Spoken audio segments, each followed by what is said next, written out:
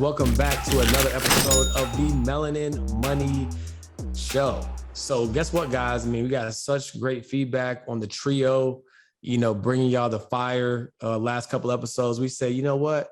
We're going to run it back. Don't ever play yourself. Thank y'all for tuning in to the Melanin Money Show. Jacqueline, Carter, how y'all feeling, man? Yeah, what do they say for trios? Is it terrific trio? Is it? I don't know. Yeah, I mean, we better than Three Musketeers, so I can tell you that. Right. So we're gonna have to figure something out. But yeah, no, I'm feeling good. I'm glad that people really appreciate the episodes with us three. We're gonna bring some more guests down the line. But I like it when it's just us. It's a good flow. It's a good flow when it's just us and we get to really just have fun with it, Yeah, for sure. I mean, it also will force us to make our guest episodes more in person.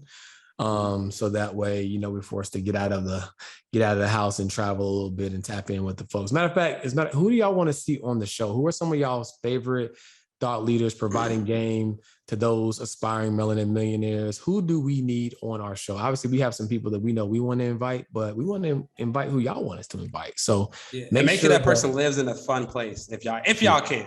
If y'all can, Terry just happens to live in Puerto Rico, you know what I'm saying? So that's an option. But we trust y'all. Just make sure the person lives in a fun place. Don't send me nowhere cold for the winter. I love y'all. We'll do New York and Chicago only in the summer. Thanks. All right. Well, today we are going to talk about a topic that is taboo for some people, but can you do business with friends and family? Right? Can you do business with friends and family? And there's a couple of instances that come to mind with actually podcasts that are in the public eye where arguably doing business with friends and family, maybe it's hard to do, right? Maybe it's not possible, but we wanted to kind of break down our perspective on how and if you can do for a business with friends and family. So before we get into the actual meat of the podcast, y'all, what do y'all think? Yay or nay? Should you, can you, would you do business with friends and or family? Jacqueline, what you got? I'm gonna let Carter start on this one. What you think about it? I think I would rather at first do business with friends than family members because you get to pick your friends, right? Who you're born with is who you're born with. So I think, but I would do personally, I do business with friends first because I get to choose them. And then I vet my family members really hard because I don't want to lose the relationship over a business venture, if that makes sense. Right. Yeah, right. I get what you're saying about that. You definitely get to choose your friends, but you don't get to choose your family. And I'm not gonna say that family is gonna be there no matter what, but kinda. They should. Be blood. Ideally, right? Be blood no matter what. So sometimes that makes for a good not working relationship, but a good even a good working relationship, because I know I can tell you the truth and you gonna be here because you just gotta see you at Thanksgiving. So I think that I agree with you there. You get to choose your friends, don't get to choose your family. And if you can have a good business relationship with a friend or a family, I think that it's amazing, right? And one thing that I want to kind of preface this conversation with is this technique that I learned about friendship years ago when I actually went to church. So there's this woman, her name's Shasta Nelson, and she is like a relationship coach for women, kind of in that kind of world. And so what happened was we were starting in small groups. Okay. So I don't know if anybody goes to church, but you may have a small group, which is your community group. Those are people from your church that you really connect with every week for Bible study or just whatever, right? To kind of do life with. So I started in this small group of women, and we went to this conference where she was talking about how to manage your friendships or relationships. And so she gave this example. She was like, you really have this 5-circle spectrum. All right. So think of 5 circles all next to each other, kind of overlapping. And she was like, the thing that happens with most of us when we're building relationships, whether business or personal, is we put friends or family members into the wrong circle. So each of these circles have a title, right? So it's something like, so for those who are on YouTube, you can see, but if you're listening on the podcast, just kind of think of like 5 circles in a row next to each other.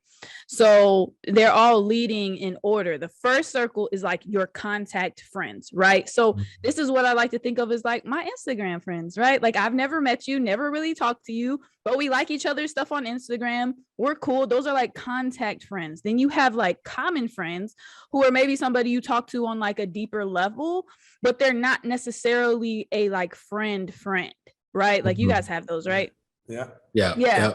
So then in the next circle, you have your confirmed friends. Like this is like, okay, I know this is my homie. I call them, I talk to them. We're cool. We may kick it from time to time. That's like a confirmed friend, right? Then from there, you move on and you have community friends. So these are people that you start sharing like intimate conversations with, right? So you got that homie that you like, man, I haven't seen him in 2 years, but I know I can call him up with anything I need to talk about, any situation, I can call this person. Like that's your community friends. And then finally you have your group of committed friends. So like this is my person I talk to all the time, like almost every day. We FaceTime, doesn't matter if I have my bonnet on or what's going on. Like this is my committed friend. We talk about everything. She knows all the details about me, right? And so that may be your family, but it's important to know. So I have what's called a dysfunctional family. And so I have to put my family into these categories and I have to put my friends into these categories, because what happens if you don't categorize your friends like this, then your expectations are off. And we're going to talk a little bit more about expectations, but you're going to be expecting a contact friend to act like a committed friend if you haven't categorized your friendship. And you obviously don't need to tell them, hey, this is we're contact friends. No, you don't need to do that. But you have to know how, so you can internalize how that relationship is supposed to operate and how that works, right? So you can't be mad at the person who you join in a small group with who's not acting like your committed friend, because they're not your committed friend. They're your common friend. You guys have something in common. So I hope that that's helpful as we kind of talk through this of doing business with friends or family members, because you have to categorize every relationship. Yeah. That's some really great. I don't think I've ever thought about it like that granularly. That's good. That's good context. I think the way I've always thought about it is like you got friends you can kick it with locally. You got friends you can road trip with, just driving distance. You got friends that you can travel the world with. You got friends you can do business with. In a perfect world, they kind of all overlap, right? But that's kind of always been my benchmark. Like, yeah, I go to a kickback with you, but I ain't going to Jamaica with you. You know what I'm saying? Like, or I ain't breaking bread with you. So I like that breakdown too. So now let's talk about like, if you are going to do business with friends, because obviously we're all friends on this podcast, right? So if you are going to do business with friends, like how do you go about it, right? Because we don't always want to like, keep the myth going like, oh, Messi, I shouldn't do business with friends, or that like, nah, it can be done. And just like anything else, it's not easy, but you just have to be intentional. So the first thing you got to do is you got to start out the right way, right? So no like fly by night, yo, we should do this business together. We'll figure it out when we figure it out. Let's go ahead and get started. Let's make it happen. Like, nah, you got to have the conversations on the front end. One quote that I live by is, unarticulated expectations lead to premeditated resentments, right? I'll say that one more time. Unarticulated expectations lead to premeditated resentments. What do I mean by that, right? If you don't have the tough conversations on the front end, if you don't say exactly what you mean on the front end, right? All you're doing is letting future resentment fester, stew, and brew, right? You got to have those tough conversations up front, right? Who's doing what? What value do you bring to the table? What is going to be our legal structure? What do we do if and when we unravel this, right? It's almost like, if someone's getting into a marriage and they decided that they needed a prenup, right? Like you need to have that tough conversation on the front end, right? That's the first thing you got to do before you go into business is make sure the paperwork, in the words of Wallow, paperwork makes the paperwork, right? You gotta, that's a bar. I never heard him say that. Okay. Yeah, paperwork makes the paperwork, right? You got to make sure that paper is right. So that's the first thing you got to do if you're going to go into business with friends and or family. Yeah, and I think that we're a testament to that, right? Because when we started the podcast, when we started the Millionaire Club, like, we all homies, but like when George came and flew to LA, you best believe it was documentation in his book bag, right? Like it was formalized paperwork. Like, bro, we got to sign this, we got to do this. Here's the payment because we had a joint venture. But like if your friends are business minded, they should expect that. If your family members are business minded, they should expect that. And it's so much easier getting things done on the front end than the back end, because if y'all thought it was 50-50, but then when y'all blow up and the person really only been carrying 20% of weight, it's gonna be some tough conversations having to be had about how we gonna split this money. So I think documentation on the front end is huge. Yeah.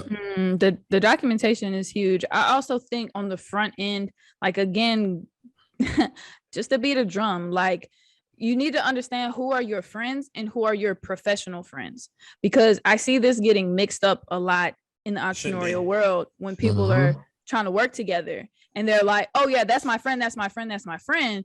And I'm like, no, that's your professional friend. Like, you guys may get on Instagram Live together. You may do a class together. Like, you guys are professional friends because you don't have a genuine, true friendship. Like, you have to learn how to categorize that. So I have been saying that, like that's my professional friend. It's not my BFF, but it's a professional friend of mine. And that helps me to just kind of understand, again, like, what to expect from that relationship. And so that I also know what I need to give to that relationship. And so to your point of having the documentation up front, as humans, we are naturally prone to operating out of like a crisis. Like, something bad happens, something goes wrong, and then we want to make changes, right? So I've got a lot of people asking me like, what should I do with my stocks right now? Because everything is down and I think I should sell. And I'm like, well, now you want to act out of a crisis? It's natural though. So it's important to have that documentation done up front. Okay. But just so y'all know, this is wonderful content. All right. And I didn't say that this is wonderful content. Mel, MSCC, left us a 5-star review on Apple Podcasts, and she said wonderful content. Shout out to Mel. Okay. She said this podcast is informative, genuine, edifying, and refreshingly down to earth and authentic. I'm grateful for the team's unified and enthusiastic style of sharing their expertise. Their guests have been equally regal, solid, and transparent while sharing their expertise. This honorable trio, George, Carter, and Jacqueline, are humbly transforming our global community. Keep rising. Thank you. Can we get another from Mel? Round of applause. Yeah, another round of applause from Mel. Shout out to Mel. Thank you. We appreciate that, Mel. Appreciate that, man. Nah, these reviews, like Carter always say, that's what keeps us going, right? Because we show up here, we record these podcasts, and we, hope that we're providing value to y'all. So keep sending those reviews. And again, if you want free game, all you got to do is send a quick video clip, audio clip, or text soundbite to podcast@melaninmoney.com. And we'll feature you on the show. And if you want to actually literally be featured on the show, send a video clip. We'll have our editor mock it up, bring you in the screen, all that good stuff. So tap in with us. Appreciate the content. Appreciate the review. And we're going to keep bringing this fire. So let's get into the next point. And this is a good one, right? Determine what you bring to the table and what equity percentage or how you guys are going to break things down on the front end as well. So we already mentioned paperwork, but I want to take a level lower. Reason being is because most people who just start business with friends, the natural assumption is like, let's say it's 2 people, it's 50-50. Right? 50-50. You know what I'm saying? 50-50. Right. And there's nothing wrong with that thought process, and I even give Carter credit on this, right? Sometimes you also, like, one thing that I always say is I don't want 100% of the bag, because that means you got to do 100% of the work. So if you want that 50%, make sure you also want to do 50% of the work, right? And that you're willing to do that, right? So Carter has a very keen awareness of his capacity and the things that he wants to involve himself in, so that he's not going to just jump to say, oh, I want, this, or I want that, because he also knows on the back end, there's probably going to be other things associated with it, right? So don't be so quick to think that having less than 50%, if it's a partnership, is a bad thing, because what that means is if you do have less equity, then by and large, the weight that you carry should also be less, right? Sometimes people want more of a passive opportunity. Maybe you just want to be a capital or a silent partner. So make sure you're clear on that, right? Don't get caught up on small things too early. So for example, Jeff Bezos, Mark Zuckerberg, Steve Jobs, rest in peace, Steve Jobs, like all of these guys, Elon Musk, all own less than 14% of their companies, right? Now, granted, there's context there, publicly traded, shareholders, etc., but they're all billionaires. So my point is, don't be so caught up on how big a piece of the pie you can get, and determine based upon what you bring to the table and based upon the workload and effort that you want to put in, are you getting a fair shake relative to that? Right? Because so many times people want a big piece of the pie, but they don't want to do a big part of the work. And that is what causes friction and tension. And it's the same, like I'd rather have 20% of a lot than 100% of a little, right? And you know what that means in a partnership standpoint, if you're not capable of doing 50% of the work, then you need to let somebody else do it, because then with y'all collaborative work, y'all can make something big. And now because you took a lower percent on the front end, you took 20% of your capability, y'all now can grow a big bag. And, you know, again, 20% of $1 million is better than 50% of 50,000, right? So I think people got to really bring that into construct, into that mindset when they're structuring the deals. And like, don't be scared to have the hard conversations. If you know you bring in somebody just for equity and then you're going to be doing all the work, don't give that person 50% because they're not doing 50% of the work, you know, unless it's a huge equity play. So I think just having the conversations early and really understand how businesses work, you know, could set you up in a good starting point at least. Yeah. I think it's important to note that building a business and defining these terms is really more of an art than a science. Mm-hmm. So, you know, we can't give you the exact answer that you're looking for, but it's important to note that in addition to everything that George and Carter said, if you have a 50-50 partnership, at the end of the day, who makes the decision? What's the deciding factor, right? You have to outline that. And then you have to also have, are we talking a little bit more about the agreement? Because you also have to have that disposition lined out, right? So what if somebody wants to leave the business? Where is that outlined? And oftentimes that's why you'll see a lot of people structure their business 51-49, right. You know, so it just depends. And it's hard to say, you know, should it be 50-50 for you? Because it's like, well, maybe this person brings a whole lot of connections and the whole marketing side of the business, and I don't have those connections, right? So it's very arbitrary. It's art, right? So design it how you like. Kind of giving a note on like when I figured out things were arbitrary. When I bought my first house, and numbers just, you guys know, because you bought like numbers just get thrown around. All the, oh, well, I need this for this and that. And it's like, those are arbitrary. You just made those numbers up. Like, right. You just, so when you're creating these deals, remember, like, you're not going to be able to go Google exactly what you're looking for, most likely, because your business, your partnership, what you guys both bring to the table is going to be different. So you've got to figure out how to define that and make it work for you. But you do have that flexibility. Absolutely. Absolutely. And the other thing too, is you really want to, and this is an important one, like you want to get crystal clear on the outcome of what you guys are looking to achieve and what you want from it.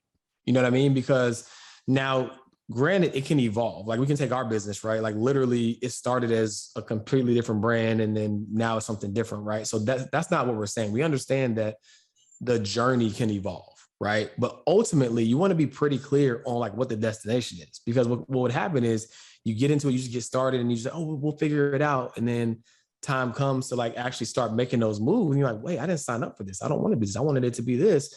And then that is another way for problems to arise, right? You could have had the paperwork done on the front end. You could have felt clear about the value that you bring to the table, but maybe you weren't crystal clear on what you guys wanted from the business, right? Like, for example, you know, I want the Melanin Money platform to be a household name. You know what I mean? I want it to be ultimately a fintech platform, right? And so I'm very clear about that vision because I want to make sure that we're all aligned, right? So that as these things happen, because we don't talk about anything that isn't going to happen, as they start to roll out, it's like, oh, we actually all wanted this and we're just now arriving at where we want to go. So it's very important to get clear on that, because what you don't want is people to be unclear. I'm not saying it's foolproof, right? We've seen some of the largest companies have these issues when you watch the documentaries, you know, Facebook, you know, all sorts of companies, right? It's not that it's foolproof, but to Jacqueline's point, if you outgrow something or something does change, well, what does it look like if I decide I want to walk away? Because that's not always a bad thing, right? It's not always a bad thing. It just might mean that, you know, things changed. And it's like, okay, well, how do we do this in an amicable, respectful way that it was already predetermined so it doesn't feel like shady on the back end? Because it was predetermined when we were on good terms and everything was fine. You can't be mad when a person wants to exercise their option. That's all it is. Hey, no love lost. I want to exercise my option to, you know, take my share and walk away. Or keep my equity relative to what I'm entitled to, even though I'm no longer functioning in this role, right? You can't be mad if someone exercises an option that they were entitled to, which is why you got to be crystal clear on the front end about what that looks like. Yeah. I would say, go ahead. I was going to say, I would say, especially with family. So just what George was saying, like, think about that in the context of your family. Yeah, absolutely. And I think what really helps people that is not talked about enough, having the maturity to say, hey, I'm talking to you as your business partner versus, hey, I'm talking to you as your sister. Hey, I'm talking to you as your brother. Hey, I'm talking to you as your best friend. Be okay and have the maturity to say, I'm talking to you with my business owner hat on. This is the conversation, and this is how it's going to go. When we're done with this, I can put my brother hat on. But having that disposition and that just clarity of giving me the floor to speak and letting the emotions out the conversation. I think that really helps with like family-owned businesses, and it really helps with when close friends open business together, because that way you don't lose the friendship or use the family relationship if things don't go right? Because y'all have that understanding. I'm speaking to you as a business partner. So I think that's a little hack that people can implement, if they're going to do this. And another thing, like George said, don't bring somebody in who can do what you do. If me and you have the same expertise, why are we doing the business together? Because now we're going to be competing and arguing over control over what we do. So for instance, y'all, in the Millionaire Club, in a podcast, Jacqueline handles certain things, George handles certain things, I handle certain things. And George, I give you the credit for at the beginning, really laying those out in a great analogy that you use, right? But like, now we all understand our assignments, and we all can still own our assignments within the business. So when things go right, we know who to give credit to. When things go wrong, we know who to have a conversation with, right? So I think that's a great point in going to the business, knowing what your role is and having very expertises. Yeah, and that's a really good point. I actually did a podcast on my previous podcast with a couple who was in business for like, I don't know, probably they had been married for like 35 years and been in business for like 22 years, something like that. And they said when they go home at night, right, it's like, hey, I'm talking to you as your husband, or I'm talking to, and then during the day, I'm talking to you as the CEO of the company, right? And so it's like, because if not, when those lines get blurry, you start taking things personal, right? Now, at the same token, we're all human, right? So you do want to make sure that regardless of the hat that you're taking on or off, that you're doing it respectful. Because at the end of the day, you can't just say, well, I was what cussed you out because I'll have my CEO hat on. They ain't gonna fly in the household. It's gonna have dinner ready when you get home. Like, it ain't gonna happen, right? So it's like, you still gotta be respectful. And I think what was really, really helped me is like, again, when you define the nature of the role, define the expectation, define where we're trying to go, you're not attacking the person, right? What you're saying is, hey, we agreed that this is what this role needs, right? This is what the company needs in this particular role, right? You just so happen to be the person fulfilling that role. Now let's review what you're doing in comparison to what that role needs, and is there alignment? If there's not an alignment, let's call it out. Let's make the change. But it's not me personally attacking you. It just means that the company literally needs this to win, and you're currently not cutting the mustard. Right? It's not personal. So I think that's been very helpful too. Is cutting the mustard a thing, and did you just make that up? I won't let you get away with that. I never heard cutting the mustard, but you said it. I believe stuff that you say, bro, but I have to make sure that. But listen, Carter, you were raised in Chicago, George in Charlotte. It's okay. Look, I just he looked at me. He looked at me when he said, "I'm like, bro, I don't know if I'm let that slide," but go ahead. It's a thing, right? It's a thing. Okay. But anyways, if you're not meeting expectations, right? Then that's just where the conversation is. Because then it's not like I'm not attacking you individually. It's like, wait, can we both agree that for our company to be successful, these are the boxes that have to be checked? Can we both agree to that? Great. Okay. Can you agree that you've been checking those boxes? I checked 3 out of 7. Okay, cool. Well, if we agree that we need all 7 checked, then can we make a change? Do you feel like you can check the other 4? Then that's an easy conversation versus like, I can't believe you're dropping the ball. You know what I mean? Why are you? It's not an attack on you. So I just want to shout out to Majesty right now. That's George's wife. Y'all don't know her. I want to shout out to Majesty right now because it sounds brutal. No, I'm joking.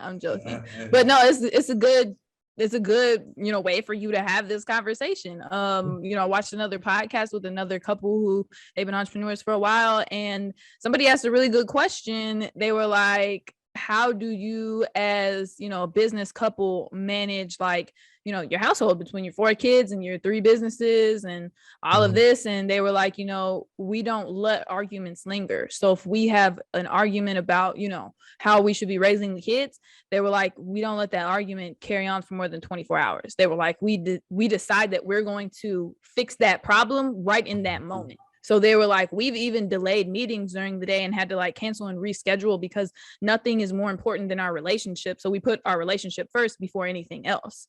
And I was like, that's interesting. I'm not. And George, I think you handle your relationship like a business. I think that's why you're so like good at separating the two, right? You know what I'm saying? And I think that's important, right? Like because like you say in your example, I'm not saying you did anything wrong. The numbers are saying that we're not achieving these things. So I think, guys, if you all can just take some of this game and adopt it, if you're going to do this, and just like, because a lot of it is about perspective, right? A lot of it is about context over content. So if you're having problems within your family business or within your friend business, don't attack the person. Look at the numbers and let the numbers speak to the person. And then it's a simple yes or no. And I think that's going to help you all get to the next level in your business. Exactly. Because ultimately we all want to win, right? So that's what we can agree on. Like, unless something has changed, right? And so it's like, hey, is the North Star still that we want to do X, Y, and Z? Because you can literally back into the problem. Because they might say, well, I don't want to do that no more. Oh, well, we don't even need to go deeper. But it's like, oh, we still want to go here, right? Okay, great. Well, can we then agree that these are the things we believe? Or do we still believe these are the things that are going to get us there? Okay, great. Well, if these are the things and this is where we want to go and these things aren't happening, it just literally works itself out, right? But you have to have the patience to be able to make sure that you're articulating that in a meaningful way versus just immediately being frustrated and saying, why are you not doing X, Y, and Z? You know what I'm saying? And that's just what I think that's what helps. But what are you going to say, Jacqueline? I was going to say that if anybody needs more tips on this communication piece, you should join us in the Melanin Millionaires Club, because we have some really good playbacks in our financial flicks where you can go watch these on-demand videos of us talking about how to talk through these things. So we have a specific playback, how to manage relationships when your love language is building wealth. That's a really good one that everybody should go catch. That's a fire title. I need to go back and catch that one. Yeah, I'm about to say, I'm about to go double back on that one. That was that one of yours? Your girl she did a thing, Okay. I did do that one. You need a course, an ebook about that. I'm just calling it right now. I think true. Let me drop an ebook for you guys. So the thing that I think we're all kind of tiptoeing around right here, which is not our regular, typically we're just straight through, but we're kind of tiptoeing around the money. Like, if your business, this is when you're going to start feeling stressed. When your business is not producing what you think it's going to produce financially, then you're going to start feeling the pressure of like, well, why are these things not getting done? Why is my partner not doing this? Why aren't they doing that? Right. And that's when a lot of the miscommunication will come into play, when you are feeling financial pressure. So I think that going back to outlining the beginning of your relationship, you should outline when you're going to start taking profits or start taking money from this business. Huge. So I know a lot of people recently, like, kind of the number I've been hearing is people waiting 6 months. They're like, hey, we have this business partnership. We're waiting 6 months before we access any of the profits. Or some people are waiting until they're truly profitable, right? Whatever their mark is, 1 year, or maybe it's $1 million before we start taking profits. People outline that in the beginning, and that can help with the communication.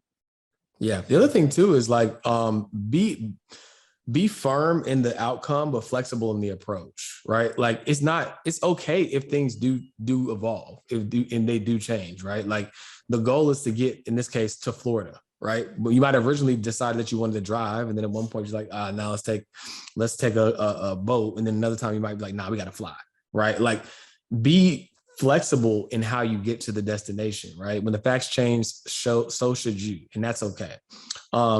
Another thing too is like understanding the difference between equity versus compensation or profit sharing, right?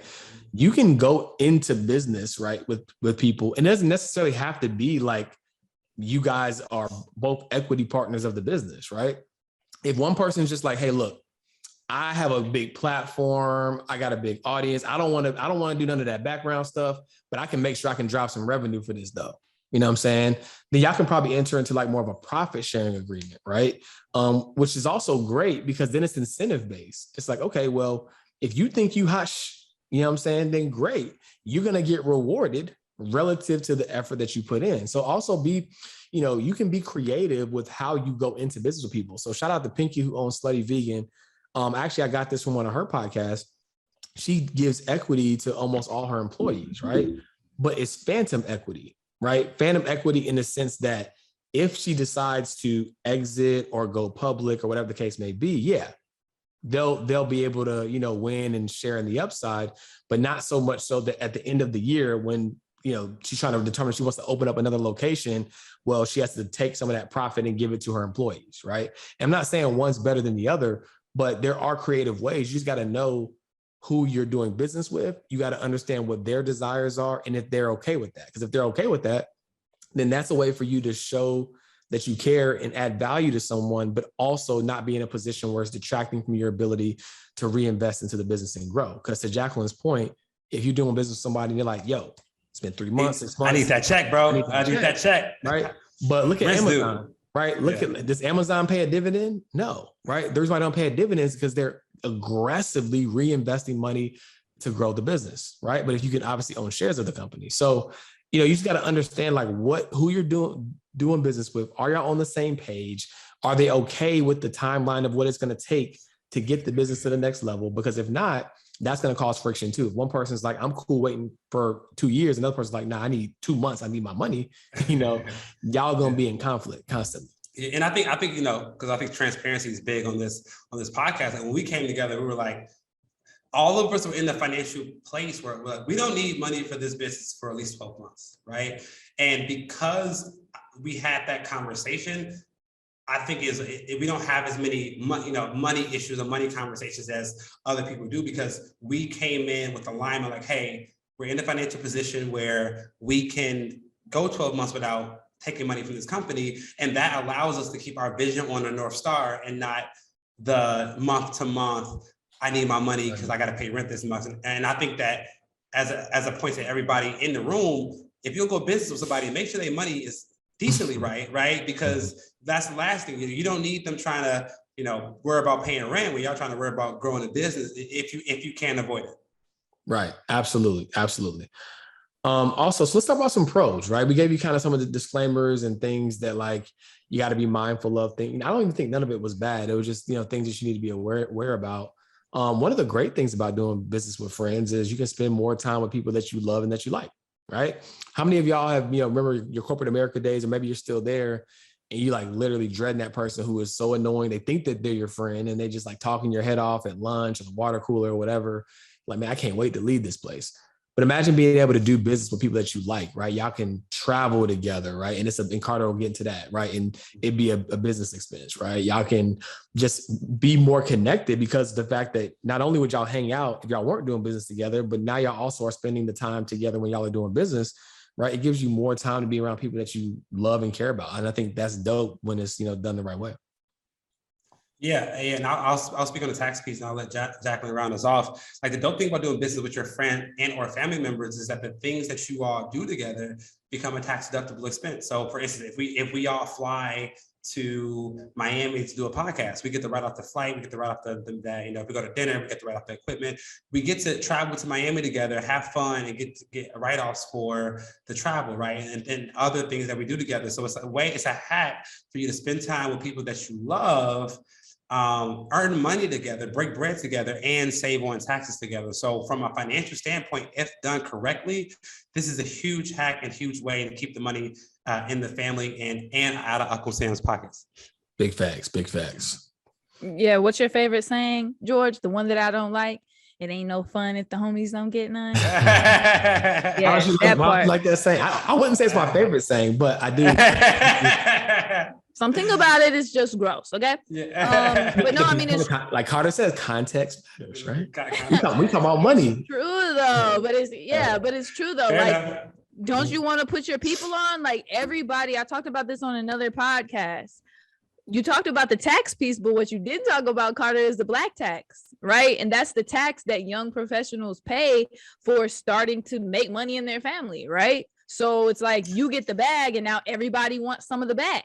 I never knew that was called the black tax. I am running with that. Yo, that's fire. If you're the only person to make money in your circle, everybody gonna be pulling for 1%. Right. Like next thing you know, you got 10%, 2% of your money away. Because not only do you have to like worry about having the money for your own future, then you got to have money to take care of like, you know, the previous generation, right? So it's like your money is, you know, spread thin because you got to take care of everybody. Now Grandma, also, mom, and yourself. Now also, okay, first of all, that originated in Africa. That's why it's called the black tax. Just so y'all melanin folks know, okay? But even if you're not, like, that still affects everyone. But I think the biggest thing here to remember, honestly, is to extend grace, because if you've worked or you work in corporate America, then you know how melanated people are treated, how we are paid. So don't hold that against your parents. Like, I hear a lot of people who are like, oh, my parents didn't do this and didn't do that. Well, there's a chance your parents weren't able to do that. Like, there's redlining, there's a lot of red tape, right? So extend grace to your parents who, you know, they didn't have access to the internet like we do now, where we can just get all this information that we couldn't get before, right? So extend grace to people when you are paying the black tax, because they had to deal with some other hurdles that you don't have to deal with at this point, or just aren't as heavy. And to give y'all some quick game, right? If you are the one in your family, right, who's going to have to be that guy or that girl to be able to, you know, bless people, here's a tip.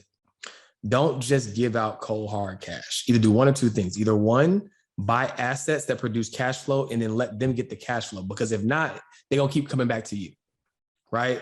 Don't just give them the money, right? Buy an asset and say, hey, you can get the sum of the cash flow from this asset, because the asset's going to keep producing it. Because if not, they get $100 from you this month, they're going to come back next month. And then before you know it, they're going to bleed you dry, right? I love that. Put money in an asset and let the asset pay your family. The other option is what we're talking about. Put them on payroll, right? Is there an opportunity for you to work in the business, right? Which, you know, skill versus proximity. One of my biggest mistakes in business is I have a big heart. And so like in the global pandemic, when people was laying people off and like, blah, blah, blah, like I'm looking to hire more people. I'm looking to put more people on, you know what I'm saying? Whether it's contractor, employees, or whatever. But the problem that I made is that I hire based upon proximity, right? So-and-so's cousin, she do some digital marketing stuff. Oh, bet. You know what I'm saying? And she don't do no digital marketing. So it's okay to hire, but make sure that you're putting people in a position to succeed. And here's the thing that you can do.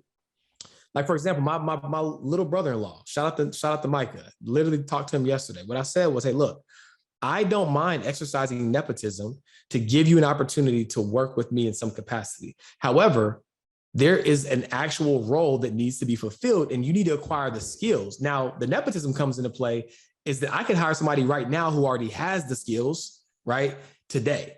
What I'm willing to do is give you time to learn the skills, prove that you can do it. And then once you prove that you can do it, then I'll pay you, right?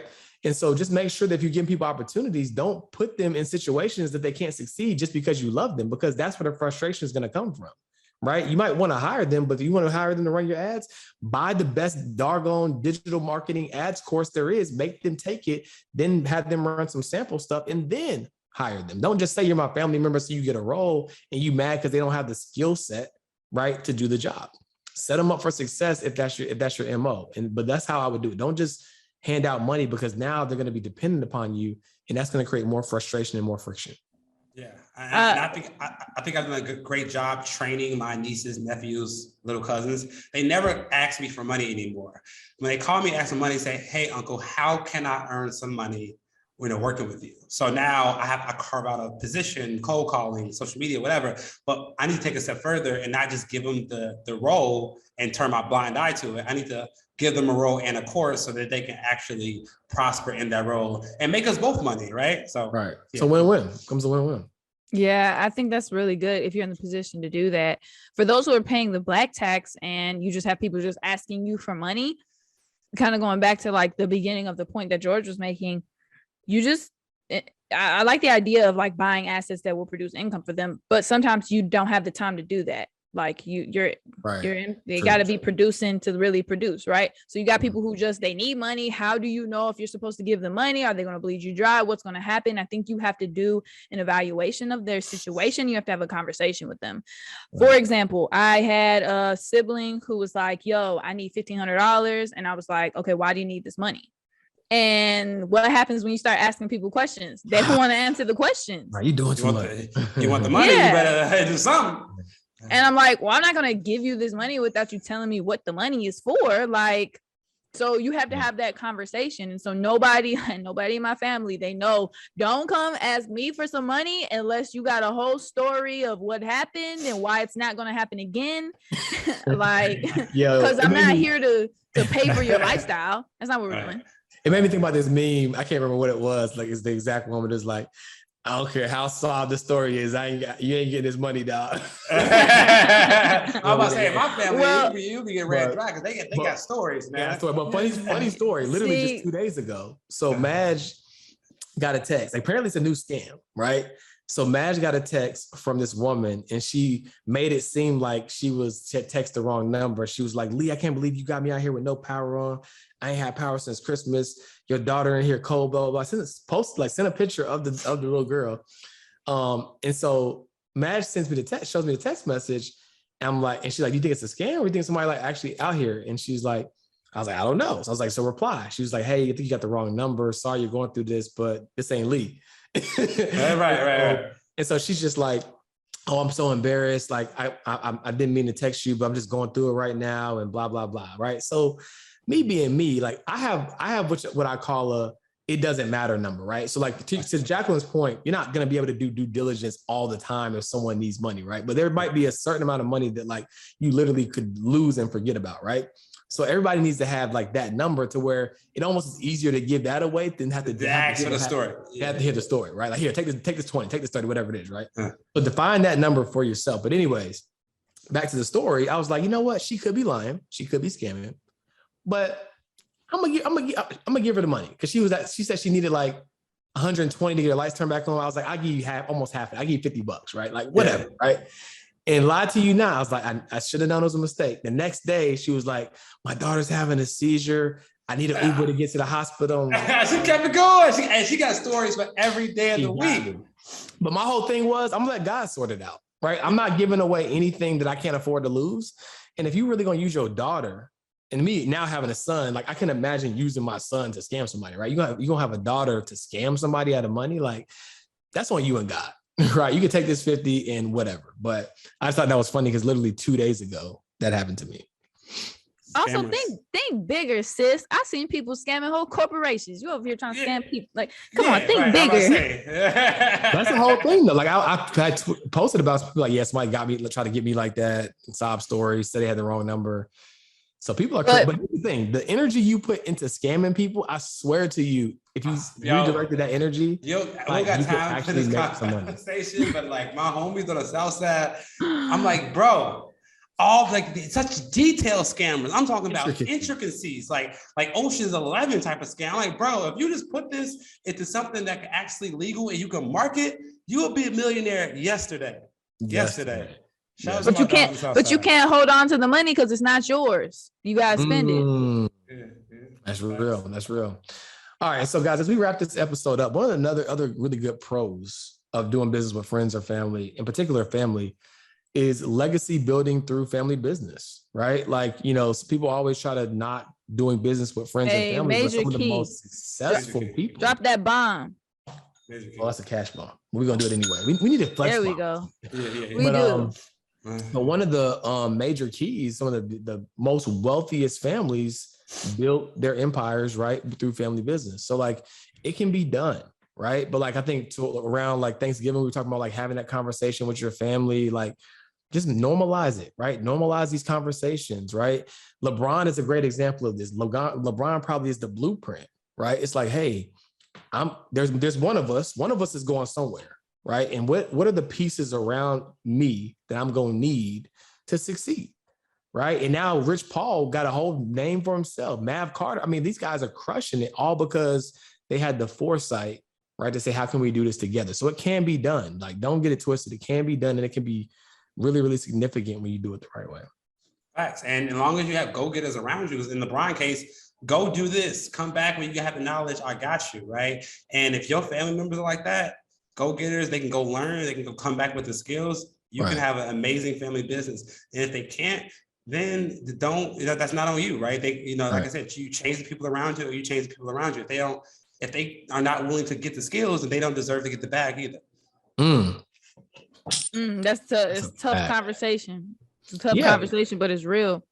People just want handouts, right? Like, don't get like now. I bet you that Rich Paul, Mav Carter are way more thankful than just being on LeBron's payroll, right? Like, because he got money. Like Rich Paul is the most successful agent now. You know what I'm saying? Like, but imagine if he was just like, I'm LeBron's boy and I'm gonna get paid because he's getting paid. Like, now you dependent upon LeBron. But now he stands independent of LeBron. So it's like, the key is, man, you got to want it for yourself too. Like, you don't necessarily have to be an entrepreneur, but you got to be intrapreneurial at least, right? And take ownership of the organization or the system that you're a part of.